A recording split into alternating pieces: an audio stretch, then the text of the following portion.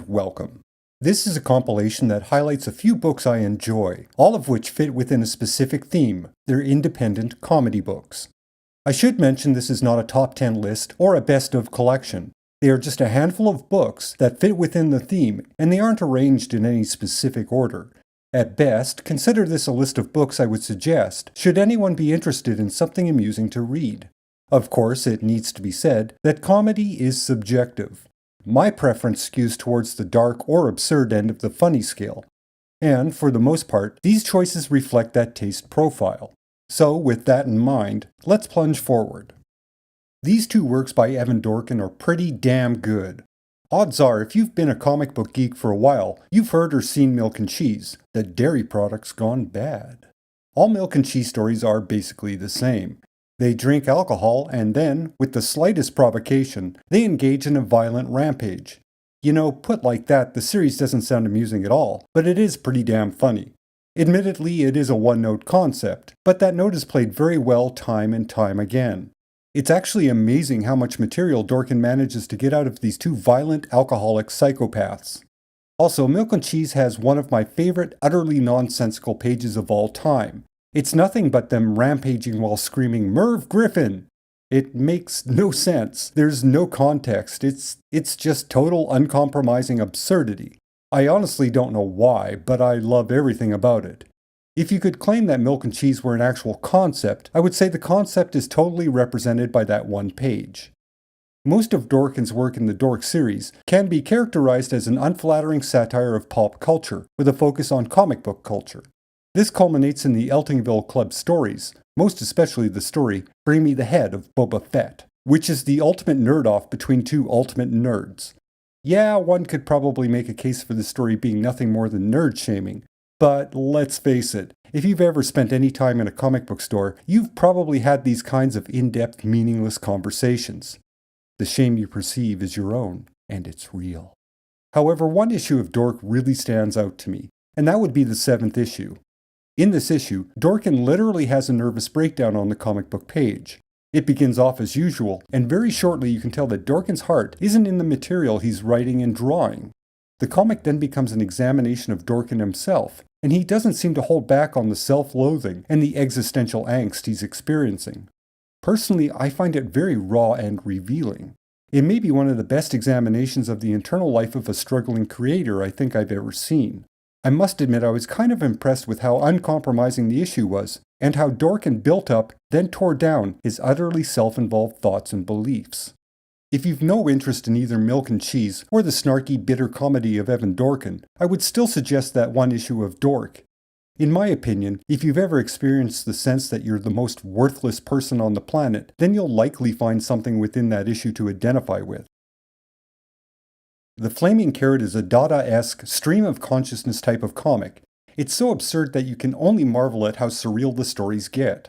Things just happen, and that's okay.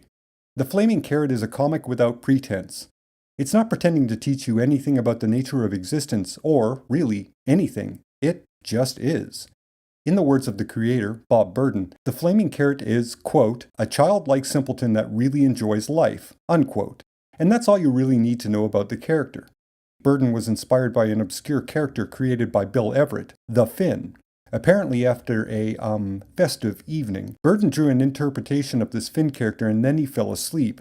In the morning he looked at the drawing and he called it the Flaming Carrot. And that is how the Flaming Carrot came to be in this reality.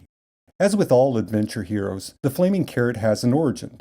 He read 5,000 comic books in one sitting to win a bet. This caused brain damage and he became the Flaming Carrot. And that's the only official explanation you get concerning this character. You kind of have to accept that he just exists. Any deeper or meaningful explanation is not forthcoming, and that's probably for the best. The Flaming Carrot is so bizarre and unique that it is basically immune to criticism. I mean, the worst thing I can say about it is, it's a comic that has very little appeal to a broad audience. And it is something that's best read every now and again, when one's in the mood for something weird and nonsensical. I think it's a comic one can get tired of rather quickly if more than one issue is read in a row. But that may just be me. Your mileage may vary. The Tick is, quite possibly, the best superhero satire, parody, and homage all rolled into one black and white package. Back in the day, it was unbelievably popular, and for good reason. The original 12 issues just work. This series was so popular, it spawned 3 spin-off series: Paul the Samurai, Chainsaw Vigilante, and Man-Eating Cow.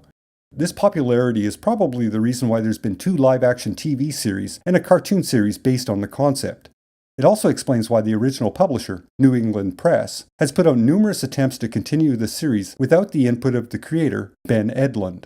Unfortunately, the reboots and the spin-offs pale in comparison to the original series. Most are good tries, I will say that, but they lack the ineffable charm and delight of the original series. The Tick and the Flaming Carrot accidentally share some DNA. Both have a childlike wonder about the world they exist within, and they thoroughly enjoy themselves. As a reader, you can't help but to feel that joy yourself. It is infectious. Ultimately, that's what makes the character work. Possibly that's what makes both characters work. They're simply an expression of pure joy on a comic book page. However, unlike the Flaming Carrot, the Tick is capable of growing as a character, and he slightly evolves as the series progresses. It's not a lot, but he does show a little more depth than his spiritual cousin. The Tick also has a questionable origin. It's basically suggested that he's an escaped lunatic with superpowers, but that plot thread is never resolved, which is probably for the best, really. I think it's best if he's just a weird force of nature that has no explanation. He just is, and that's okay by me. Sam and Max are 2 adorable freelance police. Like the Tick, they also had a well-done Saturday morning cartoon, although the Sam and Max cartoon was a lot tamer than the comic book it was based upon, and they had kid sidekicks who don't appear in the original comics. Again, this is a comic that's just infectious. Both characters are borderline morons that simply rampage through their stories, trying to solve mysteries. It's wonderful madcap nonsense that moves at 1,000 miles per hour. I honestly don't know how anyone could dislike this comic book. It's terribly fun madness. The series itself is a bunch of one-shots and appearances in other comics, most of which are difficult to locate. However, Telltale Comics did put out a pretty complete compilation a few years ago, so I would highly recommend you get that and save yourself the frustration of trying to find all the various bits and pieces yourself. I think the only thing not collected was The Big Sleep, a webcomic that tied into the Sam and Max video game from 2005. But you know, it's not essential unless you're a completist. Of all the suggestions so far, this one probably has the widest appeal. It's comedy magic. And Sam and Max are simply adorable psychopaths. I don't really have much to say except that. Stickboy is a magazine-sized comic book that probably has very limited appeal. Overall, it has the look and tone of a classic underground comic. The artwork is pretty rudimentary, and the entire series is about the protagonist, Stickboy, complaining about the difficulties of life. Every issue amounts to a philosophical or existential rant, with Stickboy looking for some form of enlightenment, which he does achieve, and then lose, as he talks himself out of the bliss he has experienced. Yeah, the series is a lot of self-involved navel-gazing, and it's definitely nihilistic. It sort of amounts to one person arguing with themselves and ending up where they began, despite the revelations made along the way, but it appeals to me. Apparently there are 7 issues in the series, but I've only run across the first 3, so that's all I can suggest to those that may be interested. I can't speak to the quality of something I've not read, and, considering the tone and subject matter of the series, it might develop in a direction I can't suggest. I don't know for certain. Regardless, unless you like dark, self-involved rants that basically circle the drain and go nowhere, then Stickboy might not be for you. Well, okay, that's a wide variety of suggestions, and this is probably a good place to end for now. There were a few titles I didn't get to mention, but I'll save those for another time. That's it for today. Like, share, subscribe, and comment, and I will talk at you later. Until next time.